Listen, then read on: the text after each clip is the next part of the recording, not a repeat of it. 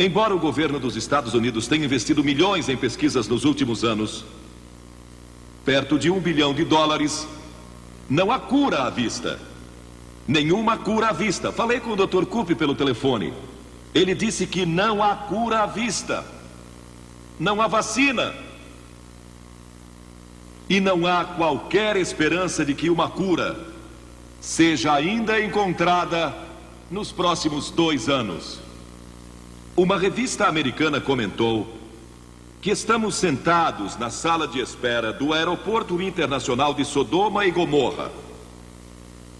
De acordo com o estudo apresentado, uma das implicações econômicas da AIDS é que ela vai causar uma hiperinflação. Trilhões de dólares serão necessários para cuidar dos milhões de pacientes de AIDS no futuro. Ao passo que, ao mesmo tempo, perderemos a produtividade e os impostos desses milhões de trabalhadores. A AIDS pode levar à falência as companhias de seguro de vida no mundo todo, pois centenas de milhares de pessoas morrerão muito antes do tempo previsto pelas tabelas de mortalidade. Maurice Hellman, dos laboratórios Merck Sharp & Dohme, declarou há algum tempo atrás que a disseminação da AIDS poderia ser estancada amanhã se o uso de drogas intravenosas e certas práticas sexuais fossem abolidas. Perguntaram ao Dr. Coop recentemente na televisão, eu assisti, qual era a solução. Ele disse, basta dizer não ao sexo ilícito e às drogas. E nós até esquecemos.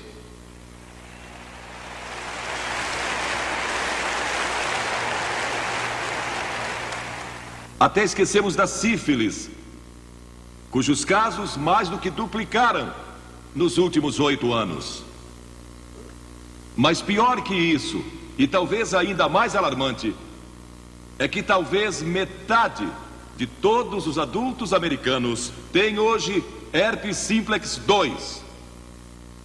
Desses, a maioria nem está consciente de que sofre dessa doença. Doença essa que também não tem cura.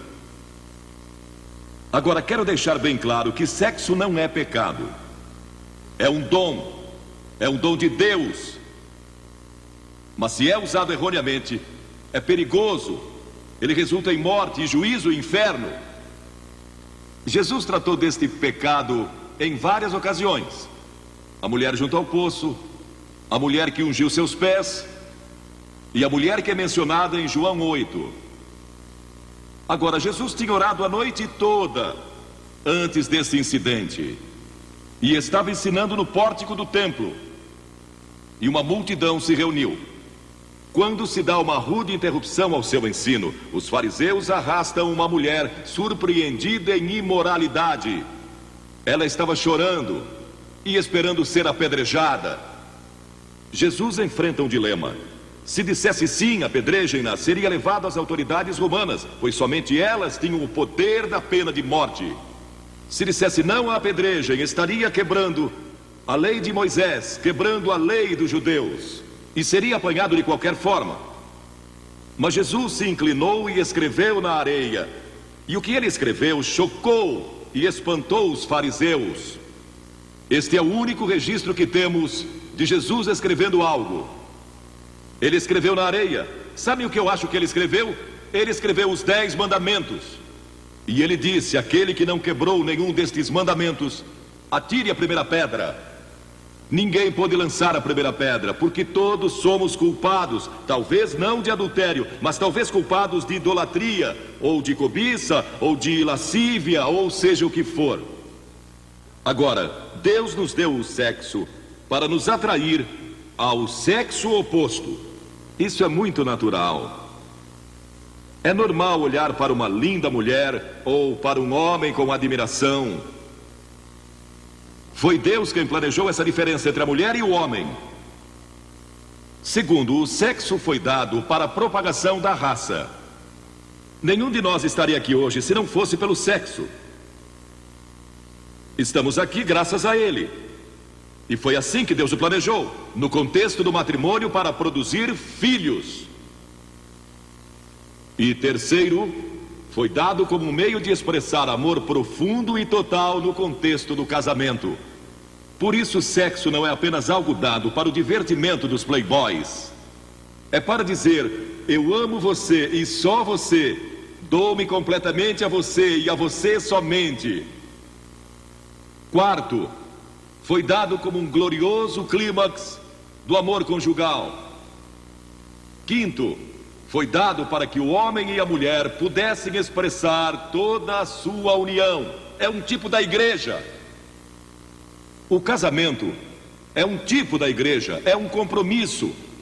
Assumimos um compromisso um com o outro e quando o fazemos, dedicamos o nosso corpo, dedicamos nossa sexualidade um ao outro.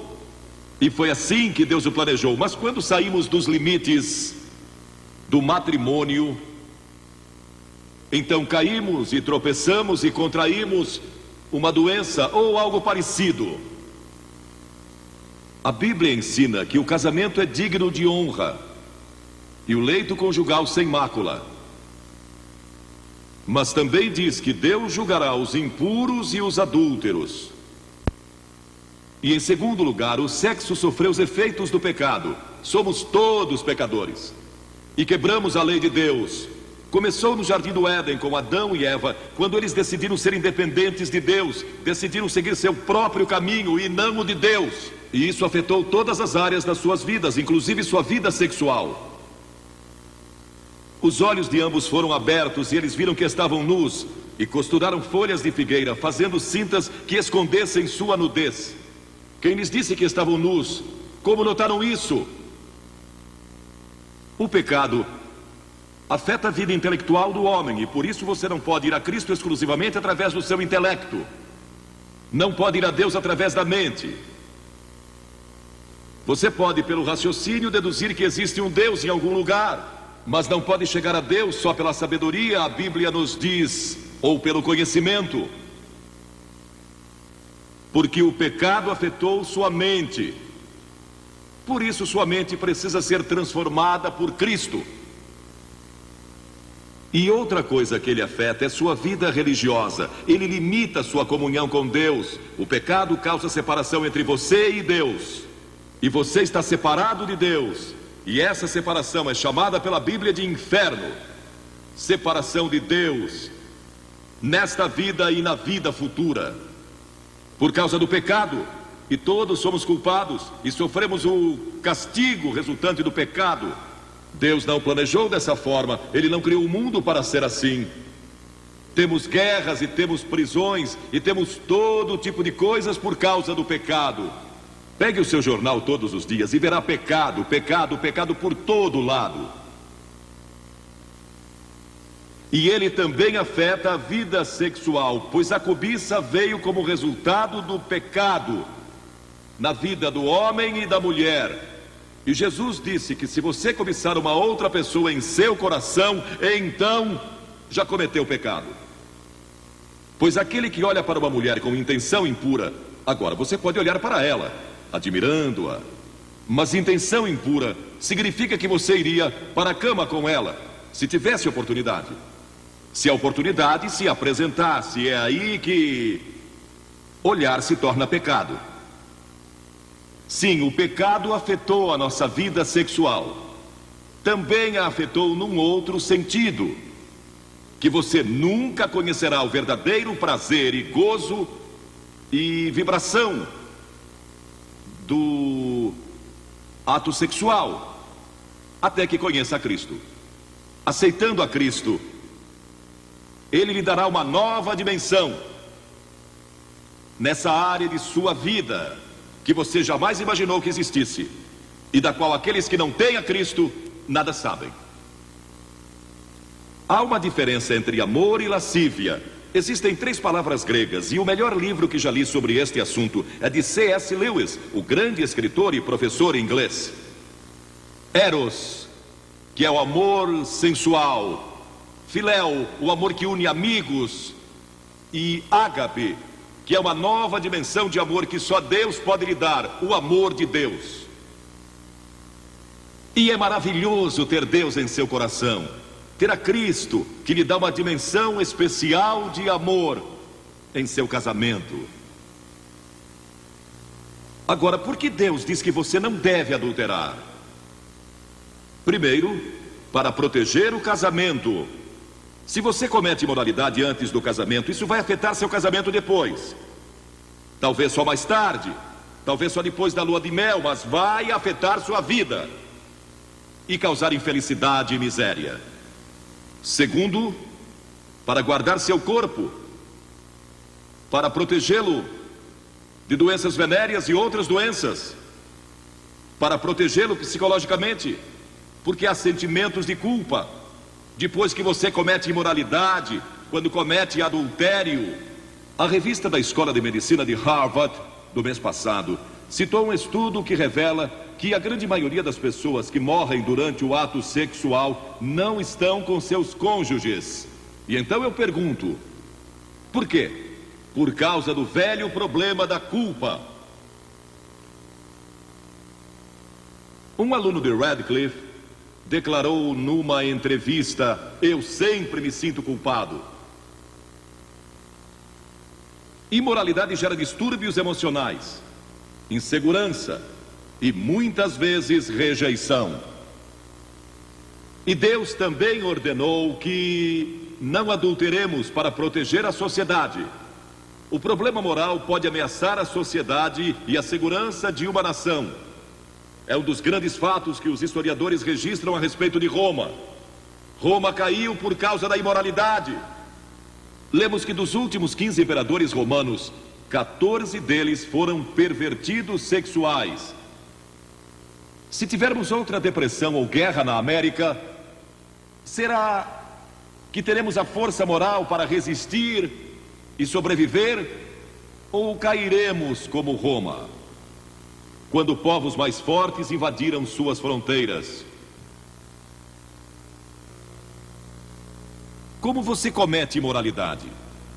A Bíblia condena a sensualidade, a lascívia, a luxúria, a depravação. Sabem, Deus não condena apenas a ação, mas também os pensamentos e intenções do coração. E estamos sob a sentença de morte por causa disso. Psicólogos declaram que em qualquer batalha entre a imaginação e a vontade... E quantos não travaram essa batalha entre a imaginação e a vontade? Sua imaginação diz: veja quanto poderia se divertir. E sua vontade diz: é melhor não. Mas a vontade invariavelmente perde.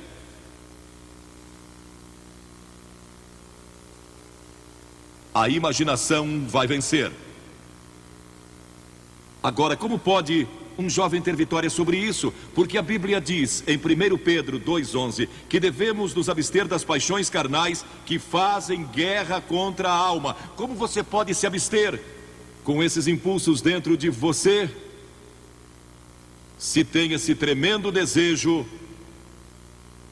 alimentado pela televisão e pelas revistas e onde quer que você olhe?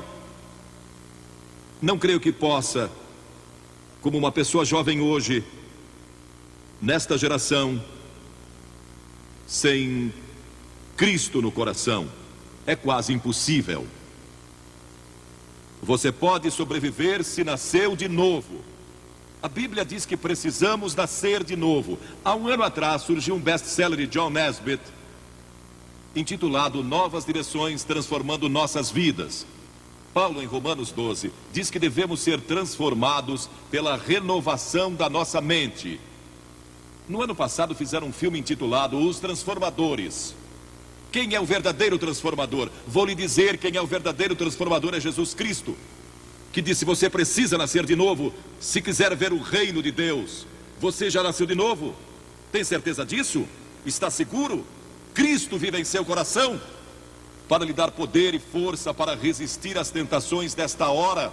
Ele nos transforma quando nascemos de novo, não pela religião. Tenha um relacionamento com Cristo. Deixe que Ele controle sua vida constantemente. Mas então você pergunta: como é que eu nasço de novo? Primeiro, arrependa-se dos seus pecados. Todos somos pecadores. Arrependimento significa mudança em seus pensamentos e seu estilo de vida. Você está disposto a deixar Deus entrar, transformando numa nova pessoa? É algo que só Deus pode fazer, é uma obra sobrenatural. Você não pode fazê-lo, não pode transformar a si mesmo. Deus tem que fazê-lo, o Espírito Santo tem que fazê-lo. E quando se arrepende e diz a Deus: Senhor, eu quero deixar meus pecados, quero mudar todo o meu estilo de vida. Isso é se arrepender. E segundo, você vem pela fé. Fé significa entrega. Você se entrega a Cristo como seu único Salvador, seu único Senhor. E Ele entra em seu coração pelo Espírito Santo. E Ele lhe dá um poder que você normalmente não teria.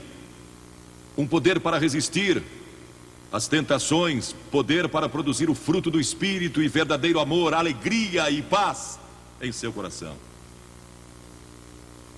E então você estuda a palavra de Deus, o passo seguinte. E isso se torna a sua fonte de força. O estudo da Bíblia. A fé vem pelo ouvir e o ouvir pela palavra de Deus, a Bíblia diz.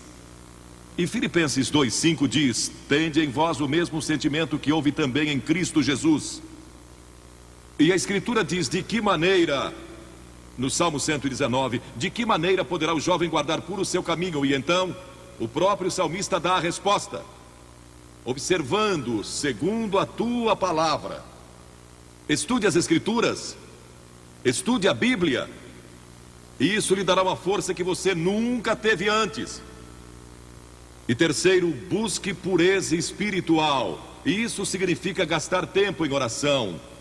Jesus disse no Sermão do Monte: bem-aventurados os limpos de coração, porque eles e só eles verão a Deus. Pureza de coração é só